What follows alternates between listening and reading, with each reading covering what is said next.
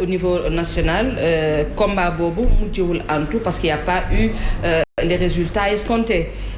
te taxul 8 coalitions ñu ngi bokk ci campagne électorale bi pour législative bi loolu ban sentiment la lay jox est-ce que ça a été peine perdue ndax ñooñu ñëpp tamit xëy na soobuñu woon ak yow ci xeex bi mais jàppale woon nañ la ci parce que ñu ngi doon partager les mêmes avis les mêmes opinions par rapport à ce combat. Au contraire maanaam sentiment ou satisfaction maanaam suñu jaan dafa wàcc. parce que li nga xam ne waroon nañ ko dox dañu ko dox à temps ña nga xam ne nag tey ñoom ñoo décidé. jaan bi warul wàcc de dafa nar a nekk en suspension. ndax yow li nga xeex yëpp parrainage baa ngi fi nit ñaa ngi def campagne pour bokk ci législative. ñu ngi def campagne pour bokk mais man li ma gëm moom mooy booy xeex dara da nga koy xeex ngir yàlla tax mais da nga koy xeex tam nga am gëm-gëm parce que tey mënu ma ñëw xeex parrainage ñu jox ñu dëgg ñu ñëwaat. di nangu dëgg du yoon parce que boo ci bokkee suba loo ci góobee gar ko moo tax ñu ne ñun duñ ci bokk tey duñ ci bokk suba et que ci waxtaan bi dinañ xuus ci leneen li nga xam ne mooy njeexital yu aussi yu nar a am même bu dee élection yi am na. voilà ñu bàyyi Fatou Abdou moom mu continuer waaw. c'est vrai que ñu ngi ci processus bi mais pour revenir ci lu ko sorewul parce que quand on parle de la Cour suprême on parle justice et actualité boobu nga xam ne am na également c'est vrai que ñu ngi ci élection mais actualité bi tax le procureur de la République génn tey janoo ak taskatu xibaar yi François Macoubou nga xamante ne nee nañu dafa mbëkk mur mbëkk grille yi moom moo tax mu ñàkk bakkanam en tant que avocat mais également quelqu'un qui observe li nga xam ne moom moo am ci réew mi naka nga jàngatee cette sortie du procureur ak tey li ñuy wax ne dafa xaru moom moo tax mu ñàkk bakkanam. waaw dossier bi moom du ma xuus ci biir parce que nekkuma ci mais en tant que homme politique. en tant que juriste en tant qu'avocat en tant que défenseur des droits de l'homme dama jàpp ni état du Sénégal ñoom dañu sooxe ci seen taxawaay maanaam ci mbir bi ñu soogu ci parce que mënoo ñëw maanaam jël ay tuuma yu toy ni terrorisme nga teg ko ci ay ndoddu nit mbir mi mujjee fi ci ñu ne daa génn daw kenn xamul fu mu jaar ci ñu ne daa faatu alors que ñëpp ñu ngi doon soupçonné loolu tey bu procureur génnee tam wax man depuis le début wax naa ko fii ci seen plateau gëmuma accusation yi damay xaar ñu teg ay firnde yi nga xam ne mën naa ci dut sama baaraam pour mën ko gëm ba sànq ci suba gisuma ko li ma jàpp tey moom mooy mbir mi am na li leeru et que tey compte tenu gravité wu accusation yi nga xam ne moom la ñu porté woon ci nit ñooñu tey compte tenu li nga xam ne moo am maanaam tey moom nu mu jeexalee maanaam comme on dit une injustice faite à un homme est une menace adressée à tout le monde mooy lan mooy tey pour X raison ku ci sa en tout cas coow topp ba nga nekk ci loxo alkaati yi maanaam boo moytul mën nga fa jaaree faatu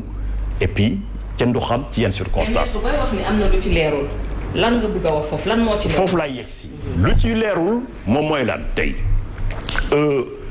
xam nga yoon lépp daf ko prévoir maanaam bu dee da nga jël nit nga xam ne état am c'est pas compatible avec la détention kooku doo ko téye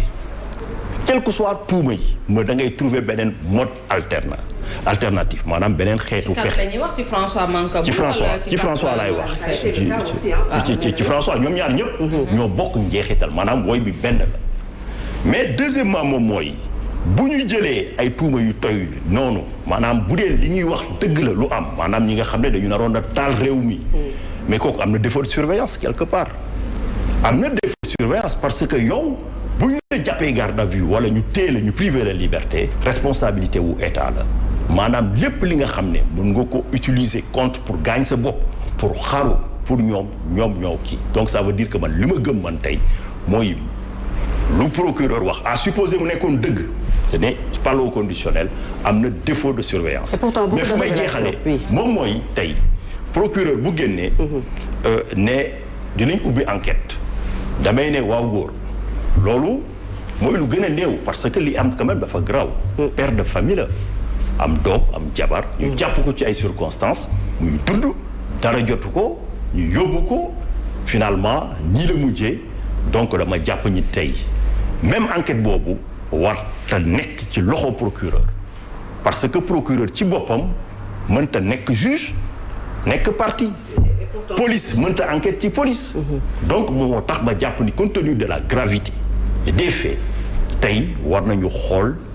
ci yan anam la ñu war a saytu mais procureur bu diligenté wul enquête bi kan moo ko war a mën a diligenté. pas mais police. ci doxalinu yoon. mais ci doxalinu yoon ñoom police seen. parce que procureur mooy chef am na ay corps d'inspection yi nga xam ne ñoo fa nekk mais aussi way politique yi tey assemblée nationale dinañ ko wax kooku ci seeni prérogative la ñu ñoom war nañu am mais war nañu mën a dem sax ba ci benn enquête internationale benn commission d'enquête parce que mbir mi lépp dafa lëkkaloo dañu ñëw. indi ay tuuma yu fës ne ay nit dañuy ñëw di opérer mbirum terrorisme foofu bu ñu ko waxee tey maanaam étiquette bu ñuy teg ci yow souvent c'est pour asseoir répression tey kenn umpalewul li fii ci Sénégal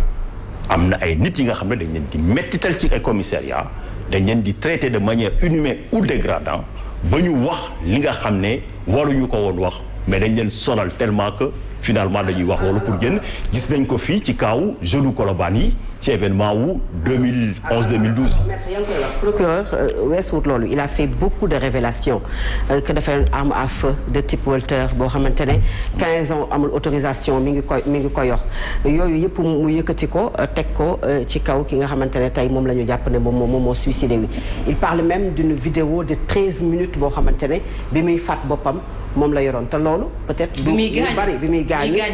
gaañ boppam moom la yoroon te loolu nga xamante ne moom la yoroon ñu bari ñi ngi wax ne dañu ko war a wane nit ñi gis ko mais est-ce que enquête bu tollee fii en tant qu'avocat dañu war a indi cette pièce là teg ko sur la table wala dafay nekk loo xam ne dañu koy dugal ci dossier bi comme ni ko le procureur waxee. waaw jàpp naa ne jaru woon procureur di yegg si foofu. parce que bu ñu taxawee ñu ne dañuy saytu mooy mbir mi leeru